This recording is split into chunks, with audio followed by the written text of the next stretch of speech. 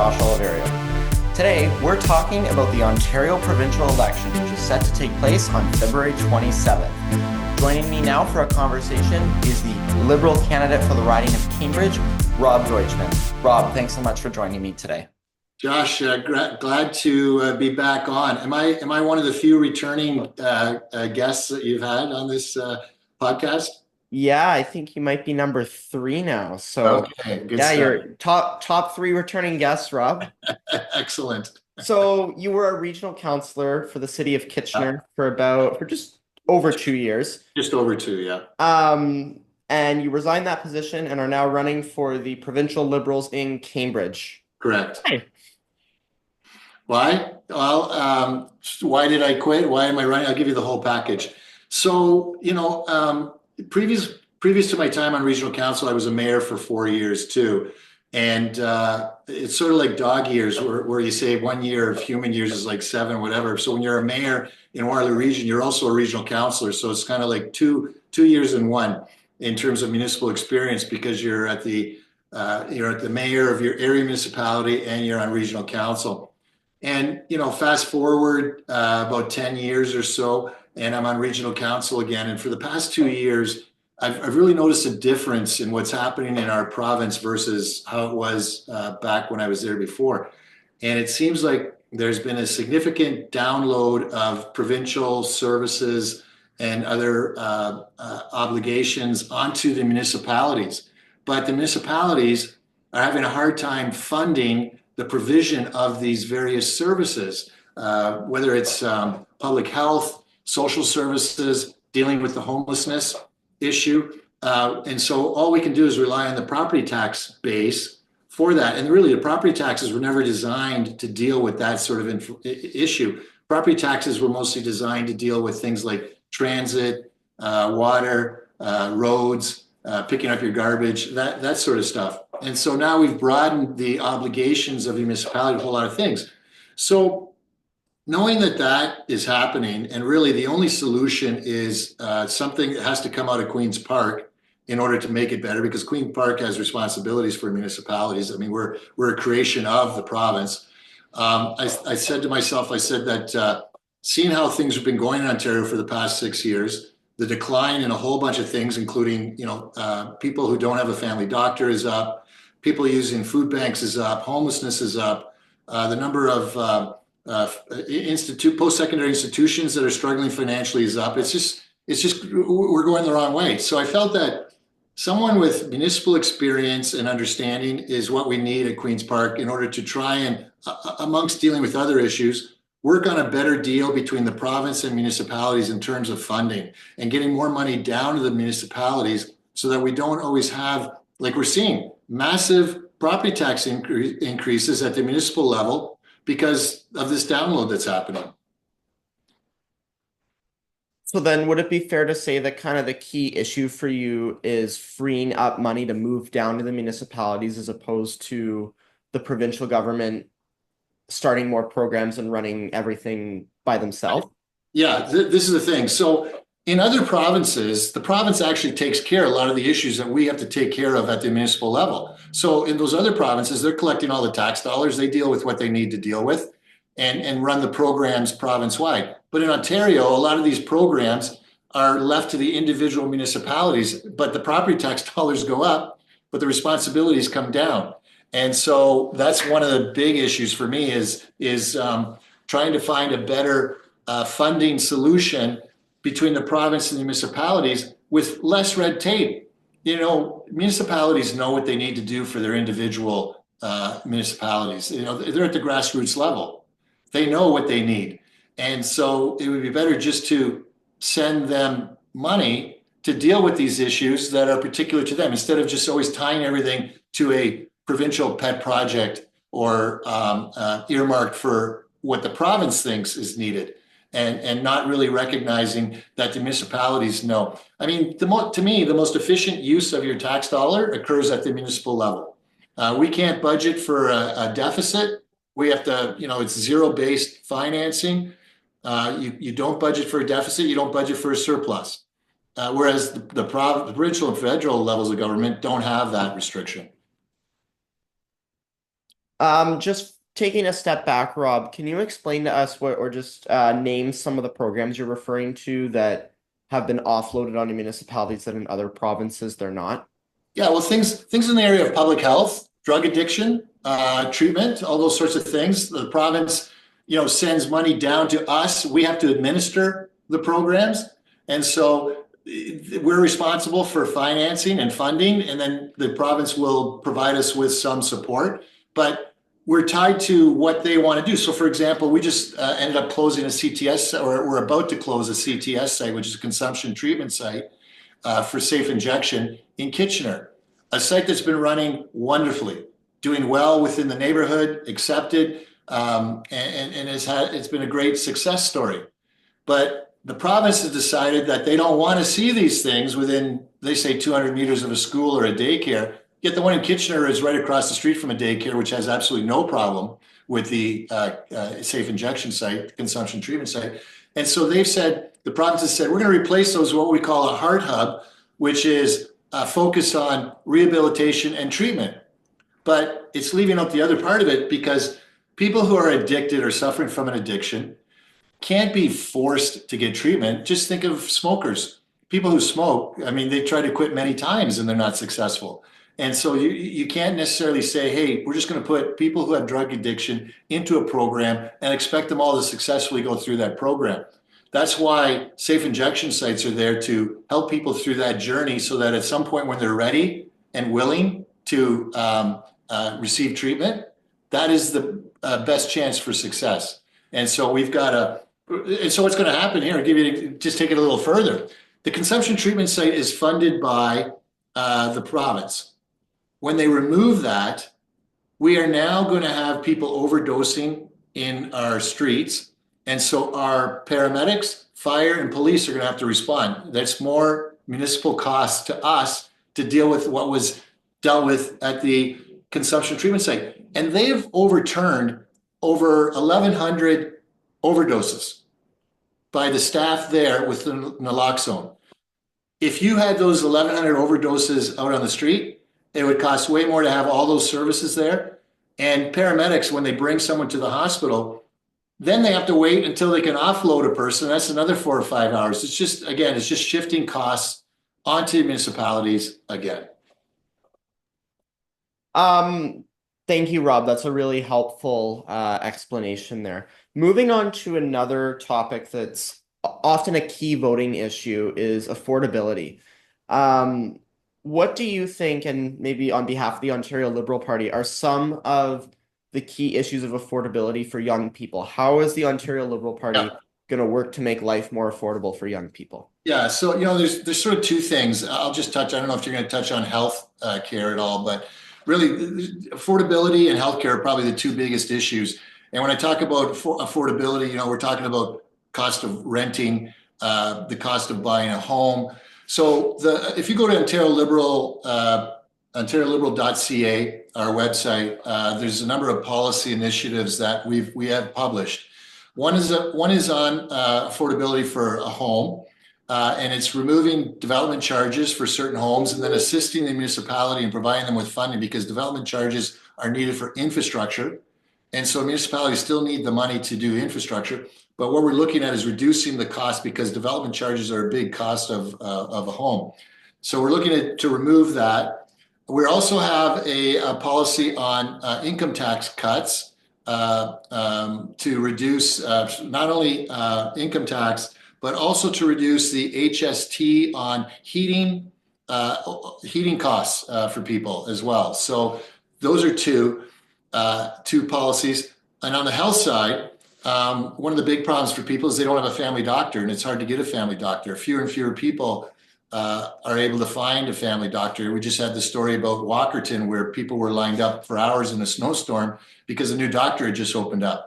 And the Ontario Liberal Party has a policy to expand the number of schools and spaces, and also for family doctors, and also develop more health teams to provide service for people, and some other changes as well. So we're focused on those two issues to try and improve things for people. What about, and I appreciate that you mentioned the tax cut. But what about measures that actually reduce the cost at sale? Like, for example, how is the Ontario Liberal Party going to make groceries less expensive, or can they? Well, I mean, groceries are a byproduct. The cost of groceries is inflation, which has a lot of factors that go into that. And one of the big factors would be, for example, fuel cost. And certainly the gas tax is an issue that I think, as we're seeing at the federal level now with the leadership race, that I think the gas tax is pretty well on its last legs, it seems, in our country. And I just want to point out, Ontario is subject to a gas tax, but Doug Ford, is the godfather of the gas tax. And I'm going to explain why. When Ford was elected at the time, the prior Ontario Liberal government had a environment policy in place in our province. It was called cap and trade. Okay. So if you look it up, you'll see what cap and trade was all about. It's just another way to manage credits, and the focus was on industry. Okay. So when the Ford government got elected, they came in and they eliminated the cap and trade program. Quebec has it.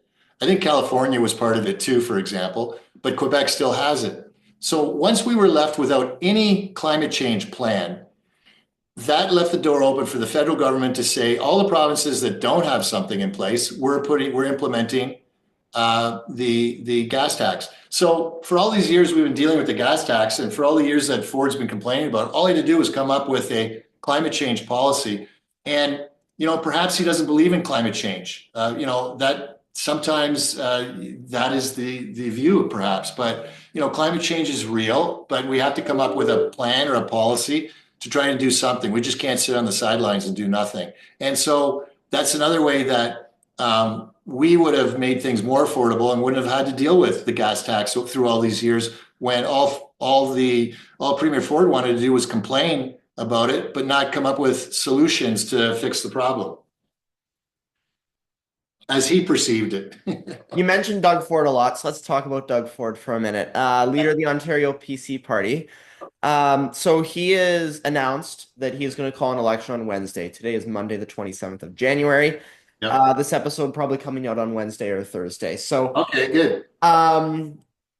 He says that the reason that Ontarians need an election is because whatever party wins needs a mandate on their plan to address the tariffs that President Donald Trump has threatened to impose on Saturday. Yeah. Completely false narrative, Josh. Don't be fooled by that poppycock. I take it your answer to my next question, which was, do you agree with having an election to decide this, would be no? No. Listen, I'm going to tell you two things. First off, it's completely bogus that he needs some supercalifragilisticexpialidocious mandate. He's already got one of the largest majority governments already. So he can do everything he needs to do. But here's the thing. In the middle of Feb 1 is when Trump says he's going to introduce the tariffs, and that was well known before he called this election. So now he has left us vulnerable, just like he wants to say with the federal government having their leadership, where there's a void.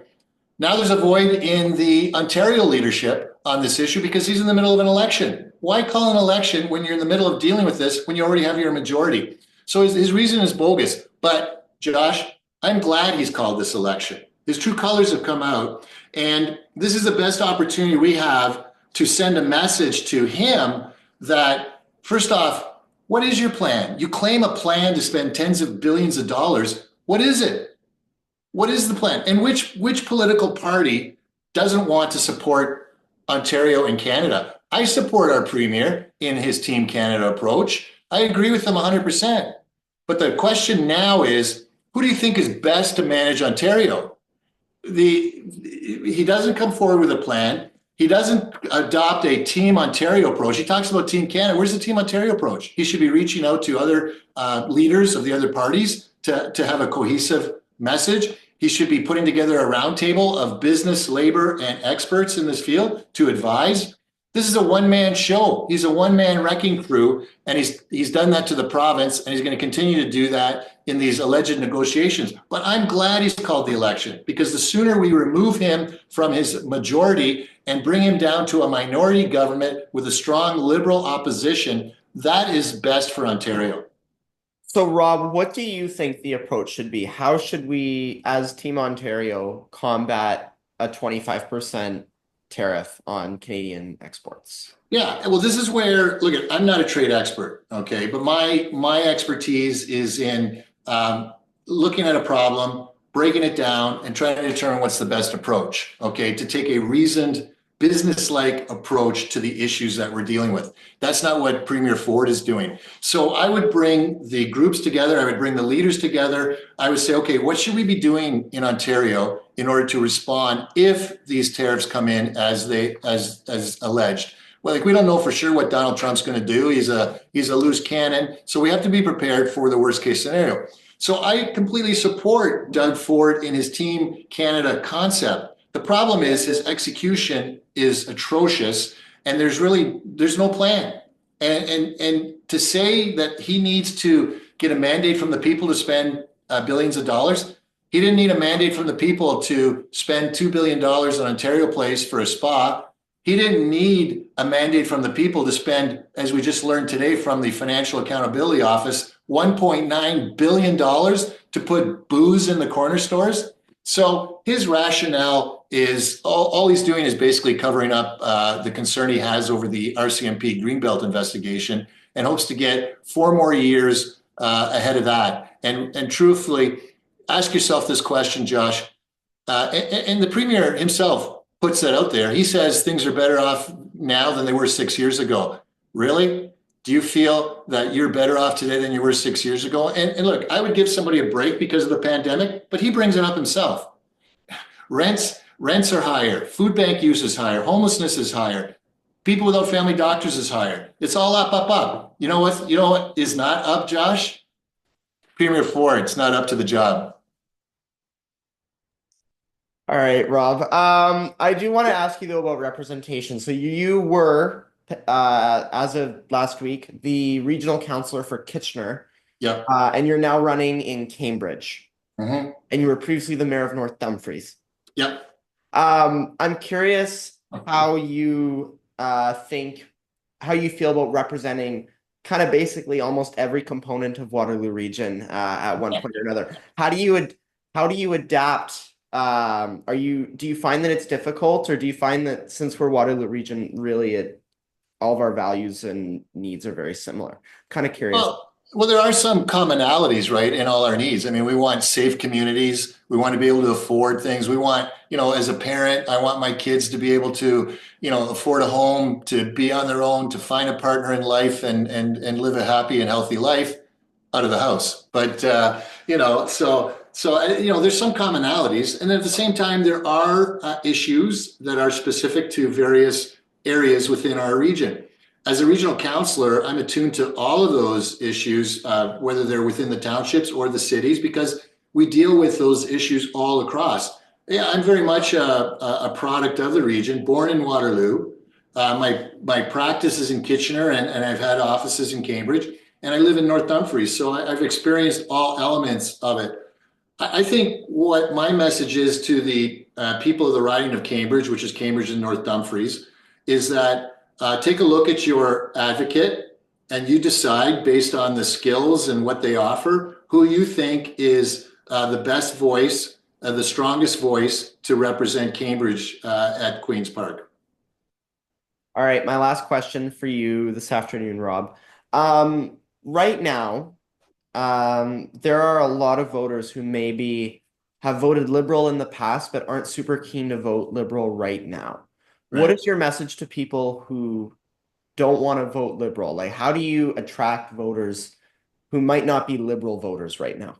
No, it's a super question, and I sort of I think a lot of it has been tied to the federal party. Okay, leaders after a while, there's sort of a best before date with respect to them, and you see it with everyone. Mulroney, after 8 years, he was reduced to 2 seats. Stephen Harper lost after about 9 years. Chrétien, lasted 9 years with a little bit of Paul Martin after that, but he lost. Trudeau is, 9 years or so. And so leaders get to a point where people kind of get tired and want to hear from someone else. And I always turn to the Marshall McLuhan idiom, which is the medium is the message, okay? And what that means is that the medium is providing the message. And so with Trudeau, the Liberal Party has a really good story, a lot of good things. When you take a look at the dental care, pharmacare, $10 a day, daycare, lots of benefits that they've introduced over time, over the 9 years, that they have a good story to tell. But the problem is Prime Minister Trudeau was telling the story and people couldn't get past him to hear the message. And so what I say to people is, take a look at Ontario, all right? Don't equate Ontario with the federal government. And take a look at Ontario. Our housing starts are way down. The Premier promised 1.5 million houses. Our post-secondary institutions, and you're going to be going pretty soon to one of those, they're suffering financially, okay? They're laying off people. They are hurting significantly. Our schools, high schools and elementary schools, the infrastructure is crumbling. And these are a result of policy decisions made by this Ontario government over 6 years. And so you have to ask yourself, are we getting good governance overall in Ontario? Family doctor, what's the plan for family doctors? Check out the Ontario Liberal Party plan for family doctors that I talked about. What is the Conservative plan? Just to eliminate foreign students from taking spaces? That's not increasing the number of family doctors. And we need that desperately in our community. The Liberal government, the Liberal Party has put together some very good policies, and we'll have a full policy platform out.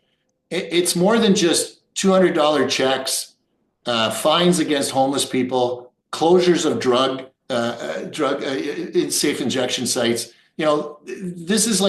This government is focusing on the most marginalized and people in our community and building a platform off of that.